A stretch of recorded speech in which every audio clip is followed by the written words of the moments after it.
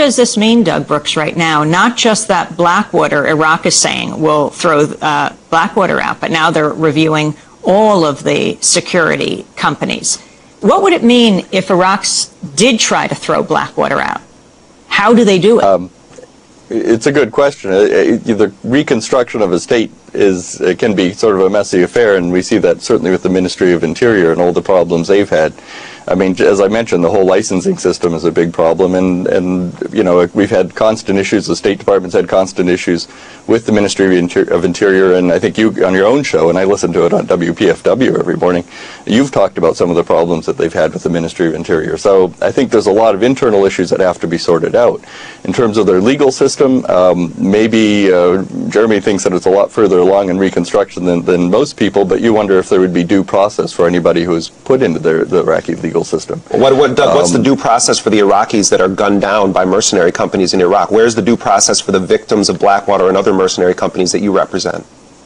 There is clear rules for use of force, and when you're in Iraq and you are with these vehicles and military convoys, of course there's many more of those, you see how the Iraqis behave around them. You allow a lot of space between the convoys and the civilians, and that has to be that way because you have essentially an insurgency that's using suicide vehicle-borne improvised explosive devices, so they can move up right next to the convoys and detonate. No, but my concern here... There's a clear sign on all these... You're operating in a war zone, you're not going to have sort of a perfect society, and that's unfortunate reality. A perfect society, Doug, I'm asking you, what's the due process? You're primarily concerned... civilians as well. Primarily concerned with U.S. lives. U.S. lives are superior to Iraqi lives, and when Iraqis commit the horrible crime of driving their vehicles and get killed, where is the due process for them?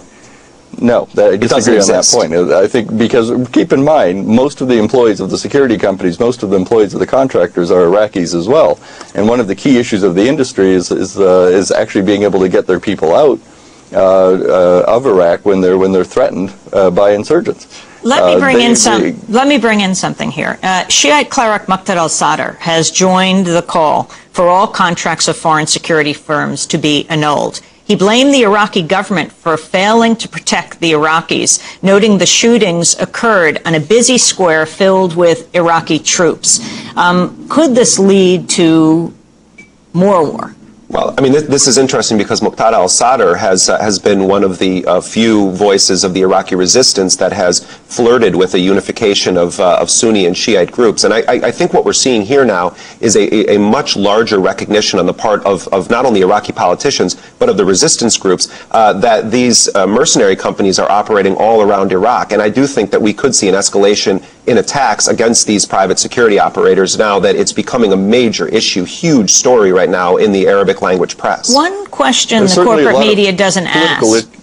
One second, Doug. One question the corporate media doesn't ask is, what are these security firms like Blackwater doing protecting high-level State Department officials, etc.? Why isn't it U.S. soldiers who are doing this? Well, the official theory for it, and Doug and I think would agree on this. I mean, the official reason given for this is that it frees up, in theory, the official U.S. military to fight the actual war. And so you contract security from private companies to protect U.S. officials. I see this, though, as a backdoor surge that the Bush administration is engaged in. The deaths of these guys don't get counted. Their crimes don't get prosecuted. Iraqis clearly don't have a means by which to get justice when they're the victims of crimes. Doug Brooks, you have the last word. Yeah, I'm not sure I would agree with that particular perspective. But essentially, they do bring a lot of expertise. Most of the Americans that do this sort of thing are experienced veterans. So essentially, you're getting somebody who's already done their time in the military. They have the experience. They're more mature. They tend to be more professionally trained to do this specific. So you're saying that the security firms like Blackwater are more experienced than U.S. soldiers, are better than U.S. soldiers? Absolutely. In general, that's accurate. And, you know, they can go for long periods for 2 years or 3 years, whereas the military has to rotate their people in and out.